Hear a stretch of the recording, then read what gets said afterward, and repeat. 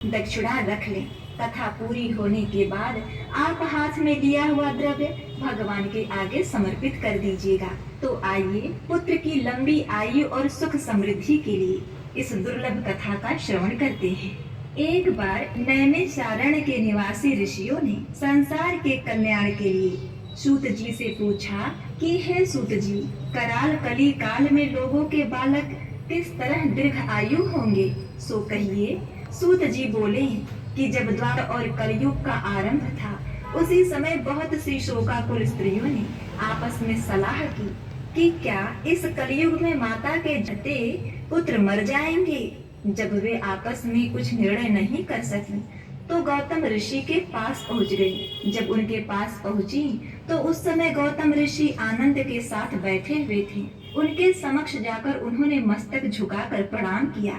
तदनंतर सभी स्त्रियों ने पूछा, हे प्रभु, इस कलयुग में लोगों के पुत्र किस तरह जीवित रहेंगे, इसके लिए कोई व्रत या तप हो तो कृपा करके बतलाइए। इस तरह उनकी बातें सुनकर गौतम ऋषि बोले कि आपसे मैं वही बात कहूंगा जो मैंने पहले से सुन रखा है।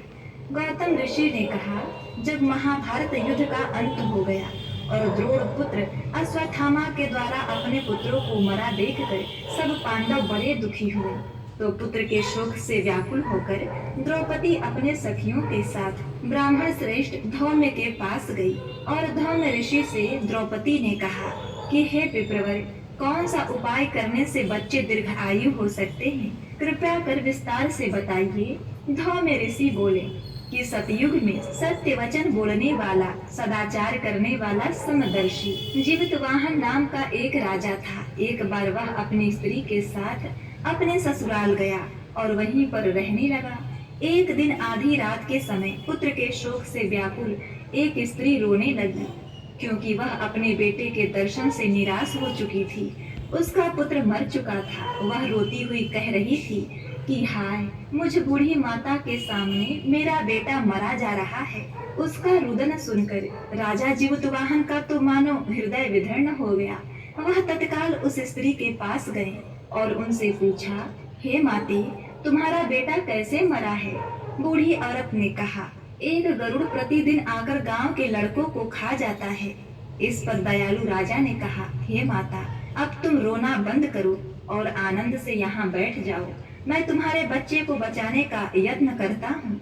ऐसा कहकर राजा उसी स्थान पर गए जहाँ गरुड़ आकर प्रतिदिन मांस खाया करते थे।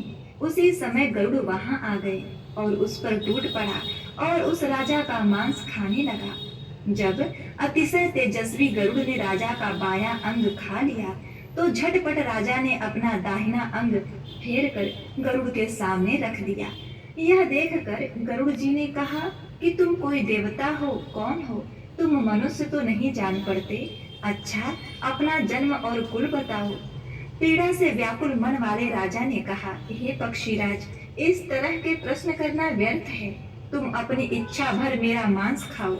यह सुनकर गरुड़ रुक गए और बड़े आदर से राजा के जन्म और कुल की बात पूछने लगे।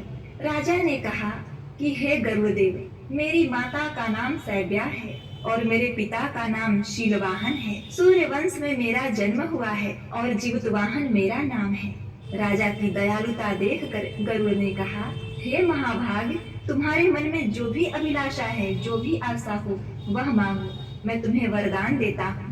राजा ने कहा, हे पक्षीराज, यदि आप मुझसे प्रसन्न है, मुझे वर देना चाह रहे हैं तो वर दीजिए कि आपने अब तक जिन प्राणियों को खाया है वे सब के सब जीवित हो जाएं। हे स्वामी, अब से आप यहाँ बालकों को न खाएं और कोई ऐसा उपाय करें जिससे वो प्रसन्न हो और उन्नत हो और वे बहुत दिनों तक जीवित रहें। धौम्य ऋषि ने आगे उन स्त्रियों और द्रौपदी से कहा, पक्षीराज गरुड़ राजा को वरदान देकर स्वयं अमृत के लिए नागलोक चले गए। वहां से अमृत लाकर उन्होंने उन मरे हुए मनुष्यों की हड्डियों पर बरसाया। ऐसा करने से सब लोग जीवित हो गए जिनको कि पहले गरुड़ ने खाया था। राजा के त्याग और गरुड़ की कृपा से वहां उपस्थित सभी लोगों के कष्ट दूर हो गए। उस समय राजा के शरीर की शोभा दोगुनी हो गई थी। राजा की दयालुता देखकर गरुड़ ने फिर कहा, हे राजन, मैं संसार के कल्याण के लिए तुम्हें एक और वरदान दूंगा। आज अश्विन मास कृष्ण पक्ष की सप्तमी से रहित शुभ अष्टमी तिथि है। आज ही तुमने यहाँ की प्रजा को जीवन दान दिया है। हे वत्स, अब से यह दिन ब्रह्म भाव हो गया है। जो जीवित पुत्रिका नाम से विख्यात होगा, वही त्रिलोक्य से पूजित दुर्गा अमृत प्राप्त करने के अर्थ में जीवित पुत्रिका कहलाई है। सो इस तिथि को जो स्त्रियां उस जीवित पुत्रिका की और कुश की आकृति बनाकर तुम्हारी पूजा करेंगी, तो दिनों दिन उनका सौभाग्य बढ़ेगा, वंश की ओर वंश की बढ़ोतरी होगी, उनके पुत्रों की उम्र लंबी होगी।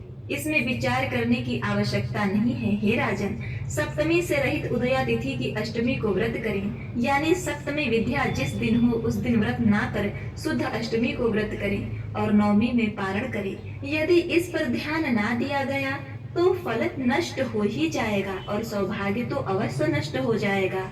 जीवित वाहन को इस तरह का वरदान देकर गरुड़ वैकुंठ धाम को चले गए और राजा भी अपनी पत्नी के साथ अपने नगर को वापस चले आए। धौम्य ऋषि द्रौपदी से कहते हैं कि मैंने यह अतिशय दुर्लभ व्रत तुमको बताया है। इस व्रत को करने से बच्चे दीर्घ आयु होते हैं।